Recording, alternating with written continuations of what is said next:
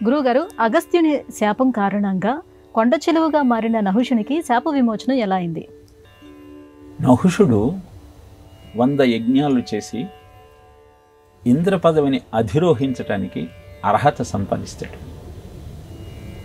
అదే సమయంలో ఇంద్రుడు వృత్రాసుర వధ చేసిన కారణంగా బ్రహ్మహత్యా పాతకానికి గురి అయ్యి ఇంద్ర పదవిని కోల్పోతాడు.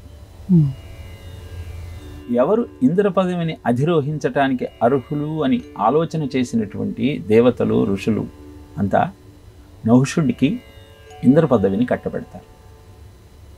అప్పటిదాకా ధర్మబద్ధమైన జీవితాన్ని గడుపుతూ యజ్ఞయాగాది క్రతువులన్నింటినీ ఆచరిస్తూ అందరి మన్నలను అందుకున్న నహుషుడు ఇంద్ర పదవి అధిష్ఠించగానే అహంకారంతో ఇంద్రుడి భార్య అయిన శచీదేవిని తాను ఇంద్రుడిని కనుక తన భార్యగా ఉండమని ఆదేశిస్తాడు. ఆమె దగ్గరకు వెళ్ళాలన్న తపనతో ఆమె కోరిక మేరకు బృహస్పతి ఆమెకు ఇచ్చిన సలహాను అనుసరించి ఆమె చెప్పిన విధంగా సప్తర్షులనే తన పల్లకి వాహకులుగా మార్చుకొని శచీదేవి దగ్గరికి వెళుతూ తొందరగా వెళ్ళాలన్న ఆలోచనతో ముందర పల్లకి మోస్తున్న అగస్త్యుడిని కాలితో తన్ని సర్ప సర్ప అంటాడు. సర్ప అంటే సంస్కృతంలో పాము అనే అర్థం ఉంది, వేగము అనే అర్థం ఉంది. ఒకసారి సహిస్తాడు అగస్త్యుడు, మళ్ళీ రెండోసారి మళ్ళీ సర్ప సర్ప అంటూ కాలితో తాడనించేస్తాడు. మూడవసారి అదే పని చేస్తున్న నహుషుడి యొక్క అహంకారానికి బుద్ధి చెప్పాలన్న ఆలోచనతో అగస్త్యుడు, ఇంత తొందరగా సర్ప సర్ప అంటూ కలవరిస్తున్నావు కాబట్టి భూమండలంలో కొండ చెలువు వైపు పడి ఉండుదువుగాక అంటూ శాపం ఇస్తాడు. ఆ శాపం కారణంగా భూమండలం మీద కొండ చెలువుగా జన్మిస్తున్న నహుషుడు అగస్త్యుణ్ణి శాప విమోచనం చెప్పమంటూ ప్రార్థిస్తాడు. ఏ రోజైతే ధర్మరాజు నువ్వు అడిగిన ప్రశ్నలకు సమాధానం చెబుతాడో అప్పుడు నీకు శాప విమోచనం కలుగుతుంది అని తరుణోపాయం చెబుతాడు అగస్త్యుడు. అలా భూమండలం మీద కొండ చెలువలా జీవిస్తున్నటువంటి నహుషుడి దగ్గరికి అరణ్యవాసంలో ఉన్న భీముడు వచ్చి ఆయన పాము చుట్టలలో బందీగా మారిపోతాడు. భీముణ్ణి వెతుక్కుంటూ వచ్చిన ధర్మరాజు భీముణ్ణి వదిలేయమంటూ ఆ కొండ చెలువని ప్రార్థిస్తాడు. నేను అడిగే ప్రశ్నలకు సమాధానం చెబితే నీ తమ్ముణ్ణి వదిలేస్తానని బదులు చెబుతుంది ఆ కొండ చెలువ. మానవ భాషలు ఆశ్చర్యపోతాడు ధర్మరాజు. అడగమంటాడు, బ్రాహ్మణుడంటే ఎవరు అని ప్రశ్నిస్తాడు నహుషుడు.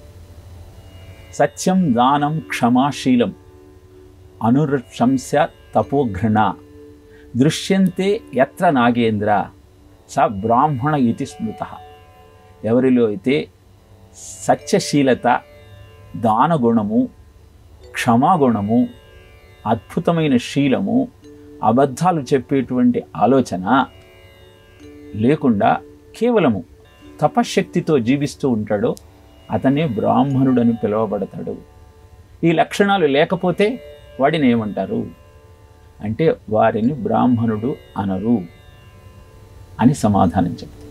అనంతరం సద్గతి పొందాలంటే ఏం చేయాలి అంటే నీ విహిత కర్మలనన్నింటినీ ఆచరిస్తూ ధర్మబద్ధమైన జీవితాన్ని గడుపుతూ భగవద్ ఆరాధనతో నీ జీవితాన్ని పరిపుష్టం చేసుకోగలిగితే సద్గతి దక్కుతుంది అని సమాధానం చెప్తాడు.